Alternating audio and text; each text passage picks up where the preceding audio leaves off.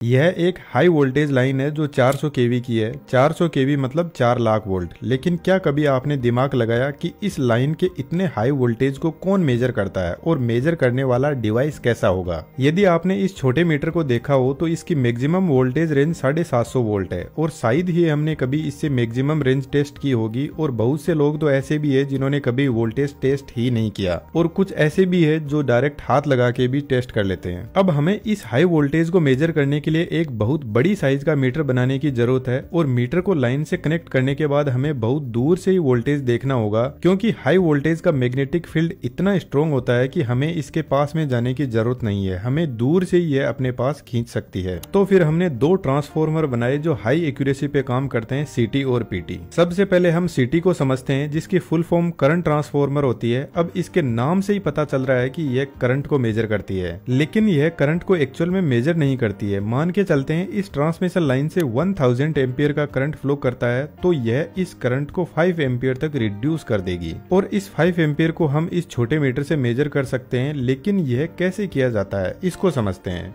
यदि इस सीटी को ओपन करके देखें तो इसमें जो ट्रांसमिशन लाइन का जो वायर आ रहा है वह सीधा ही बाहर निकल जाता है, कहीं पे टच नहीं करता है। लेकिन इस वायर के चारों तरफ हम एक वाइंडिंग सेट करते हैं जिसको सेकेंडरी वाइंडिंग बोलते हैं और सेकेंडरी वाइंडिंग के हम 2 टर्मिनल निकाल लेते हैं जिन पर हम करंट मेजर करेंगे। यहाँ पर यदि आप ध्यान से देखोगे तो प्राइमरी वाइंडिंग का काम यह मेन वायर ही करता है। अब यह वायर अपने आसपास में एक मैग्नेटिक फील्ड जनरेट करता है और यही मैग्नेटिक फील्ड सेकेंडरी वाइंडिंग तक पहुंचता है और सेकेंडरी वाइंडिंग में भी करंट फ्लो होने लगता है। लेकिन सेकेंडरी वाइंडिंग में बहुत सारे टर्न्स होते हैं जो करंट को 5 एम्पियर तक रिड्यूस कर देते हैं। लेकिन हम वोल्टेज को कैसे भूल सकते हैं? यदि करंट कम होता है तो वोल्टेज बढ़ जाता है। अब कितना वोल्टेज बढ़ता है वह आप खुद ही देख लो। एक छोटी सी इक्वेशन है जो आप देख पा रहे हो। अब यह इक्वेशन कैसे बनी, इसके लिए आपको इंजीनियरिंग करनी होगी, लेकिन इसको हम सिंपल वर्ड्स में समझते हैं जो बहुत ही गजब की इक्वेशन है। यहाँ n मतलब नंबर ऑफ टर्न्स है। अब N1 मतलब प्राइमरी वाइंडिंग और N2 मतलब सेकेंडरी वाइंडिंग के टर्न। इसी तरीके से वोल्टेज और करंट भी प्राइमरी और सेकेंडरी वाइंडिंग के हैं। सबसे पहले हम करंट फाइंड आउट करते हैं। मानकर चलते हैं सेकेंडरी वाइंडिंग के टर्न्स 200 है और प्राइमरी वाइंडिंग में तो एक ही टर्न है, तो यह टर्न सीटी की मैन्युफैक्चरिंग के टाइम पर ही फिक्स कर देते हैं।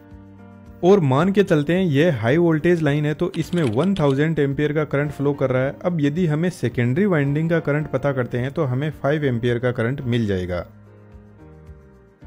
लेकिन अब वोल्टेज का भी पता करते हैं। प्राइमरी और सेकेंडरी वाइंडिंग में टर्न तो फिक्स है और मान के चलते हैं यह 400 केवी की लाइन है, तो प्राइमरी वाइंडिंग का वोल्टेज 400 किलोवोल्ट हो जाएगा और सेकेंडरी वाइंडिंग का अब वोल्टेज हम निकालते हैं तो हमें मिलता है 8 करोड़ वोल्टेज, जो हमारी पूरी तरीके से बैंड बजाने के लिए सफिशिएंट है। तो करंट ट्रांसफॉर्मर की यह एक सबसे बड़ी प्रॉब्लम है। तो इसे सोल्व करने के लिए हम क्या करते हैं, इसकी जो सेकेंडरी वाइंडिंग के जो 2 टर्मिनल है इसके ऊपर हम एक एमीटर लगाते हैं जो करंट को मेजर करता है। अब हम वोल्टेज निकालते हैं। 5 एम्पियर का करंट इस मीटर से फ्लो करेगा और इस मीटर का कुछ ना कुछ रेजिस्टेंस भी होगा। मान लेते हैं 1 ओम का रेजिस्टेंस है। अब ओम का नियम कहता है voltage is equal to current into resistance होता है। वोल्टेज हमें निकालना है, करंट 5 एम्पियर है, रेजिस्टेंस 1 ओम है, तो वोल्टेज हमें मिल जाएगा 5 वोल्ट।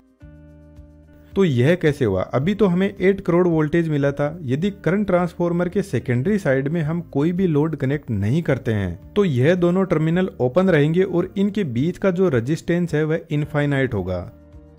तो यहाँ पर हाई वोल्टेज अपीयर होगा। लेकिन जैसे ही हम लोड कनेक्ट कर देते हैं तो एमीटर हमारा एक लोड की तरह काम कर रहा है, तो फिर यहाँ पर करंट भी फ्लो करने लग जाएगा और रेजिस्टेंस भी मिल जाएगा और हमारा वोल्टेज लिमिट में आ जाएगा। तो इस बात का हमेशा ध्यान रखा जाता है कि सीटी की जो सेकेंडरी साइड है उस पर हमेशा कुछ ना कुछ लोड होना जरूरी है। यदि उस पर लोड नहीं रहा तो सब कुछ तबाह कर सकती है ये।